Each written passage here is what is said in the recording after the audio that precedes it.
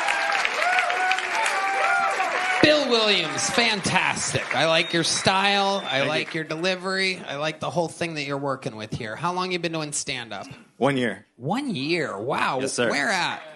All of it San here in Antonio. Austin? San Antonio. Yes, That's sir. where you're from? Yes, sir. Hell yeah. Amazing. Fuck yeah, Bill. You perform a lot. You do a lot of like mics in San Antonio. A lot of mics. My first year, I did 305. I see. I had a fucking feeling. Some people say they do this 3, 4, 5, 6, 7 years, and they're doing it maybe once a week, maybe twice a week. You know, that shit adds up fast. I could literally tell that you've been fucking actually working at it. What Thank do you you. do for work? Nothing. Jesus, wow. This is.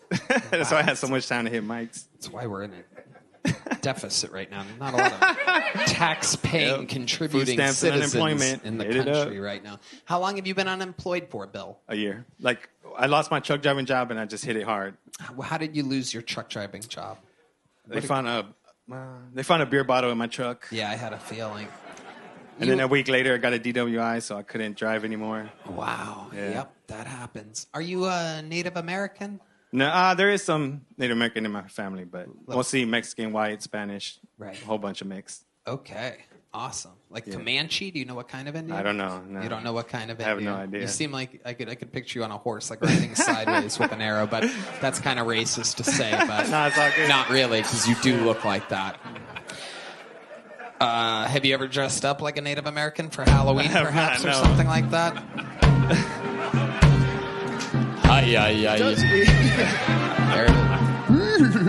There he is. Where's Sarah Sloan? Is Sarah Sloan here?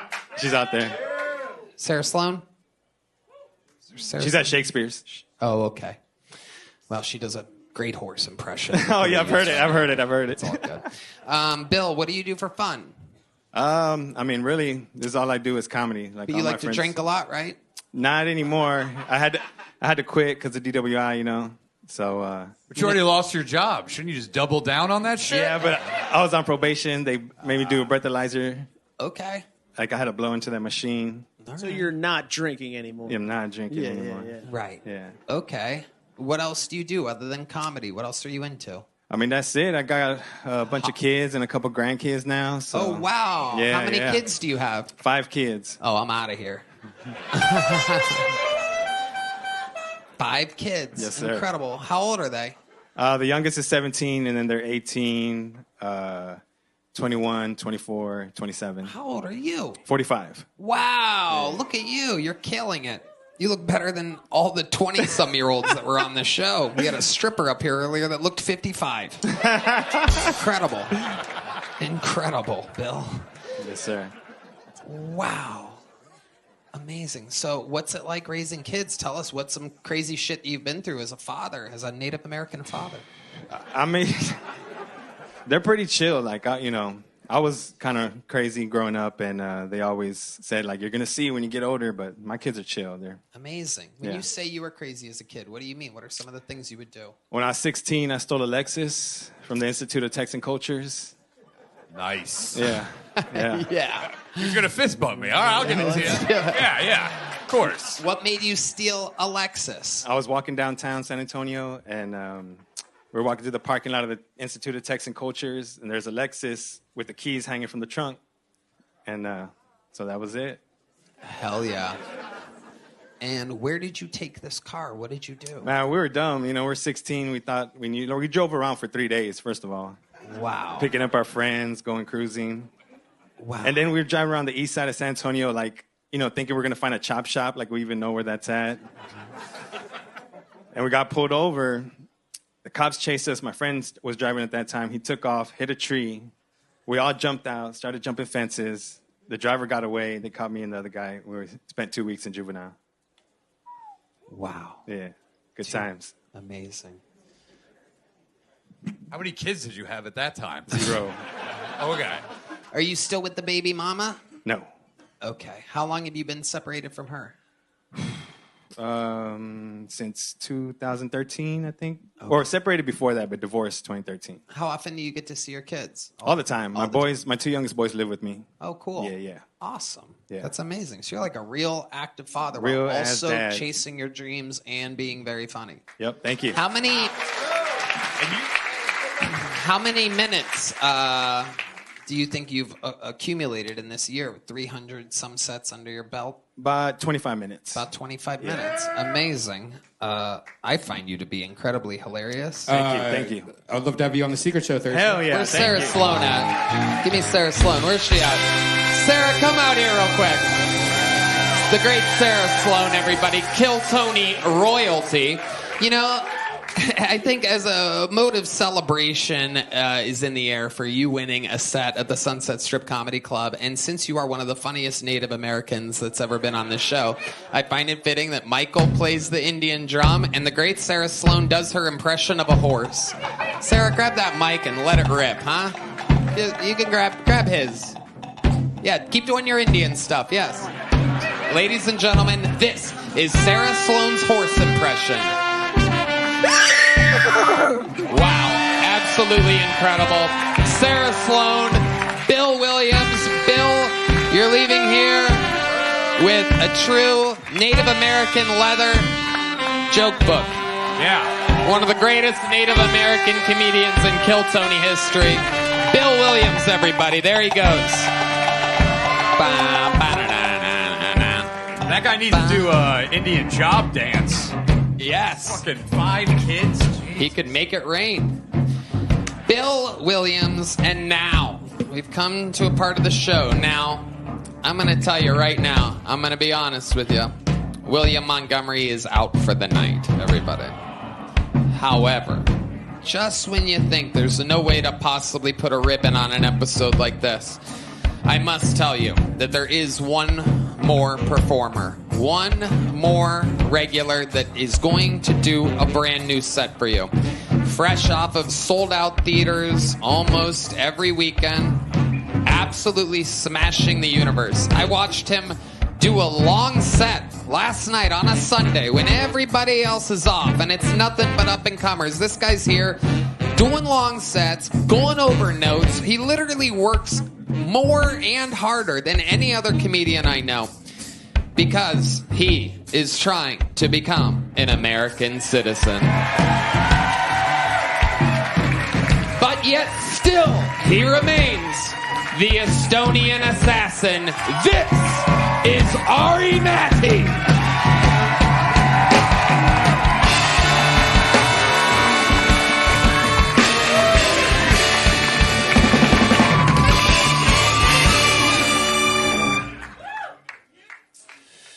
So I've been dating a bitch. See, the problem with me is I'm a jealous guy. I can't help it. I went through her like Instagram, and there's like a lot of pictures from Miami. But she works at Chick-fil-A, you know.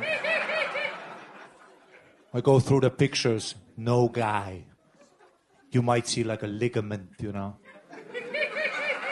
You know, like a hand on a knee. You try to zoom into that hand, it's a fucking prehistoric. That's who's paying. And she's got this fucking friend. Every fucking girl has a friend, some Dylan. You know that guy who's lingering around your girl? Always playing the long game, you know. You ask her about Dylan. She's like, Dylan? You're worried about Dylan? I've known him for a decade. I think he's gay. And then you meet Dylan, you look into his eyes. He ain't gay. He's on the bench, fucker. You look at Dylan like, I know the game, Dylan. A wolf knows a wolf. You suck a few dicks to throw me off.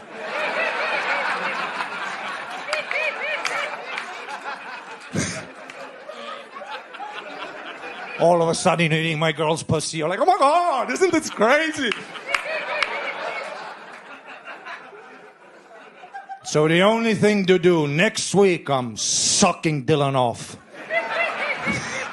Just to see if it's true.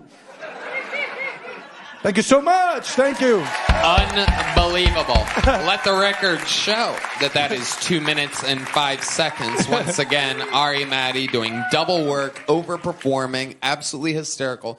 After that huge intro I gave, and knowing you and everything, you would think I'd be smart enough to know that you're about to be hilarious. Meanwhile, I decided to take my first sip of this delicious whiskey Coke during your calm setup, and you fucking got me.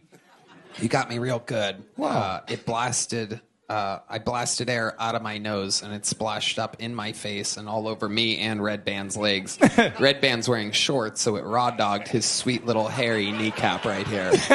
I'm like, oh, he's on the setup. I'll be fine. She's taking a trip to Miami, and she works at Chick-fil-A, and it got me. The air came out, and water came up, or drink came up. Amazing stuff, Ari Matti. Absolutely fucking hilarious. Oh, thanks, man. You are covering something that I think a lot of fucking people go through, and I've never really heard it talked about quite so. Are you a jealous guy, Tony?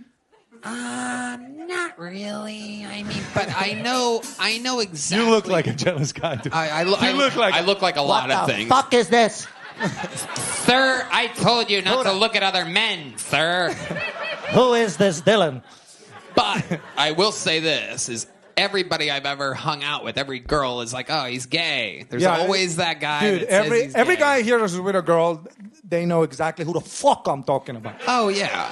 Oh, yeah. It's always a dude, and chicks have no idea. You know, he's nice. Fuck you. We're all trying to fuck you. Yeah, exactly. No man is trying to help you. We're all creeps. Yeah. Yeah, absolutely true. I'm always hanging out with a girl, and they're like, nah, that's my gay friend. I'm like, what's his number? So, Ari, tell us more. What's going on in life, buddy? You're absolutely crushing it. Last night, you were in a theater in Jacksonville? It was Saturday. I was in Jacksonville, Friday, Orlando. I love Florida. It's so much fucking fun, dude. People are crazy. It is a fun place to visit. Yeah, I went out one with Cam day at a Patterson in Orlando. You know, he's from there. Dude, it was huge. 200 black people and me. It was Wow. Yep. crazy, dude. Yeah, that's how it is sometimes. No doubt about it, Cam Patterson rolls deep. Every single one of his cousins, whether you're in Florida or Atlanta. Atlanta's another big hot spot for the Patterson family. I know them all. They all know me. We all get along. Sometimes I do a little crip walk in the green. Impress my black friends because I am part of the culture, believe it or not. I am blacker than I am gay. My favorite is like when we're on the group chat for the gig, and then the promoter will be like, "Any guest list?" Cam is like, "Woo woo +7, Dookie shoes +12, Bing Bong +8. He's a good guy. He went to prison." I met Dookie Shoes. I actually know his cousin Dookie Shoes very well. Everybody's like fresh out of prison or about to go to prison or something like that. It's so fun. You would think that stereotype was a little less true, but not with the Patterson clan. Yeah. It's absolutely incredible. So that's fun. Florida's fun. How about after the shows? You're a little wild boy out there. Yeah. On the We went to Iowa, Des Moines. Des Moines. Des Moines, yeah. Ever heard of it? Iowa. It's like Des the Moines. Estonia of America. Yeah, it is. Ultra white. Ultra white, ultra chill. Cam Patterson wasn't at that gig, was he? Nope. And we went to me, Martin, Phillip. Oh, David Jolly was on there. We're the crew. Yeah. Me, Martin, David Jolly. If you don't know by now, we're the fucking crew. Yep. Holding it down. And we went to a concert just randomly. It was like a rock concert, one of those. It was like a feminist band. Ooh. Yeah, you can't even call them chicks. You have to. It's they. You know, it's one of those. Oh God. Between every song, there would be like, "This is for all the men out there who don't take no for an answer. Bang bang, you're a rapist." You know. Bang bang. Entrance was $5 for whatever you are, but if you're a guy, 15. I respect that. So it was just me, David Jolly, and Martin at this gig, dude. Did you go there trying to fuck chicks? Yes. That's why I go to gay bars and feminist extravaganzas. They don't even know what's coming. I'll be the Dylan there. Oh my God. God, totally fucking marginalized community, dude. Can I finger thy?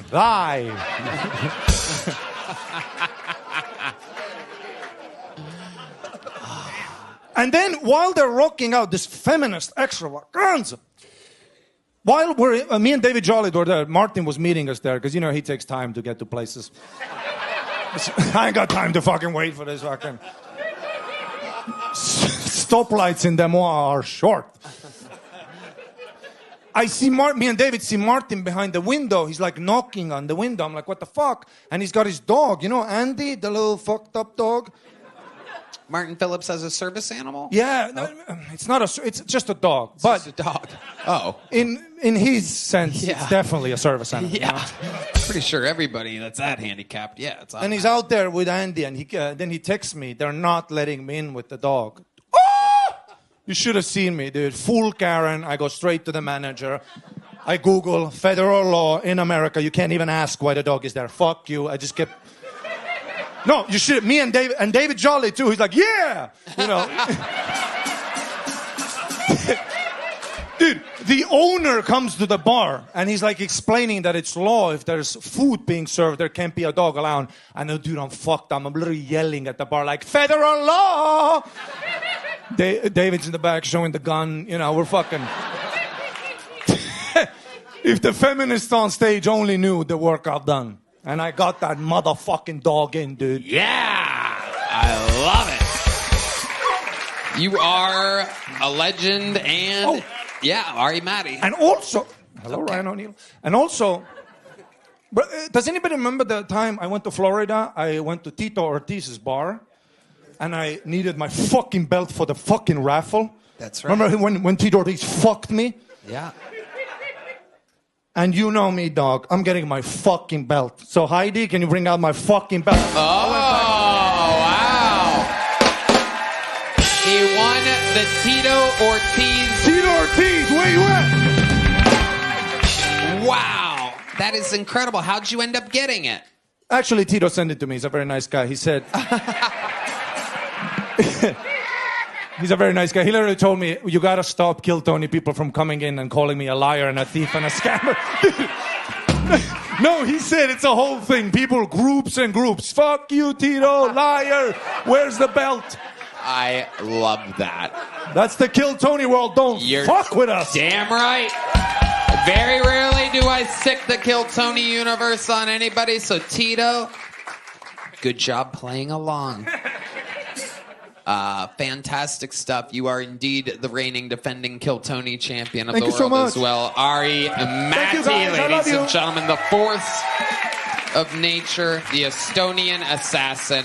The drawing from Ryan J. Ebelt is in. How loud can you guys get for my fantastic fucking guest tonight? Chris O'Connor is in Cleveland, August 15th and 16th at Hilarities. Go to chrisoconnor.com or go to the link that's at Chris O'Connor Comedy. Connor with the last two letters being O-R. Speaking of O-R, that's the first room I ever performed in my entire history of stand-up comedy, at the Comedy Store. And the first MC to bring me up, the first comedy show I ever saw in my life was hosted by, one more time, Ryan O'Neal, everybody. With 2 L's at the end. Go check out Slop Quest. The podcast is available everywhere. Yeah, absolutely. And check them out at Ryan O'Neal with 2 L's comedy.com. Thank you to Blue Chew, ZipRecruiter, and Shopify. One more time for the best damn band in the land. Let's see what Chris Rogers drew tonight, everybody, while we all said, wow, that's fucking amazing. Cam Patterson on like some type of little boat. Absolutely fucking amazing. That looks great. Local artist, Chris Rogers. Follow him at Chris Rogers Art, right? On social media, yep. Redban. Check out the Sunset Strip Comedy Club. Brian Callen has a new improv show Wednesdays, sunsetstripatx.com. Love you guys. We're doing it. We're really doing it, Redban. We're living the dream. Madison Square Garden. I do stand-up on the 15th of August. We do Kill Tony for the 3rd time at Madison Square Garden, August 16th.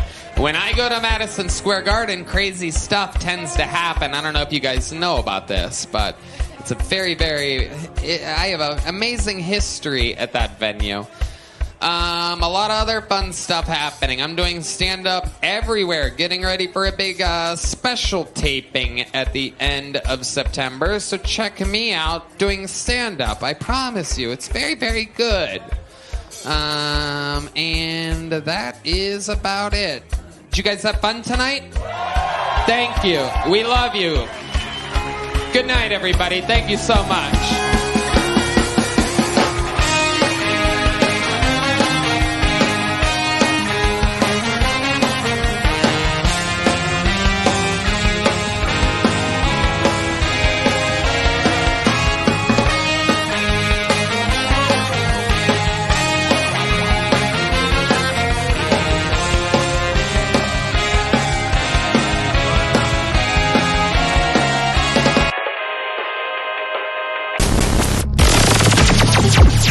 The Sunset Strip Comedy Club in Austin, Texas is now open. Check out Redban's secret show every Thursday. Go to sunsetstripatx.com for tickets.